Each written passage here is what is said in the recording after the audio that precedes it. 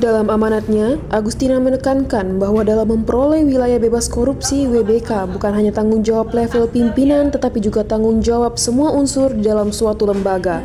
Selain itu, Tina juga mendorong seluruh peserta apel agar meningkatkan mutu pelayanan dan mempertahankan prestasi yang telah dicapai BDK Palembang.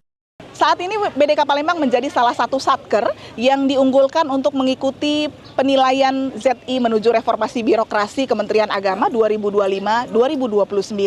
Sesuai dengan yang ditargetkan oleh Kabid Ortala dan disampaikan juga dikuatkan langsung oleh Menteri Agama bahwa kita akan melakukan one year one WBK, di mana dalam 1 tahun minimal ada satu satker yang meraih predikat WBK di Kementerian Agama. Maka BDK Palembang menyatakan siap untuk berkomitmen melakukan yang terbaik dalam penilaian pembangunan zona integritas dan mudah-mudahan dapat juga mendapatkan skor yang baik dalam desk evaluation oleh tim penilai internal untuk maju ke tim penilai pusat.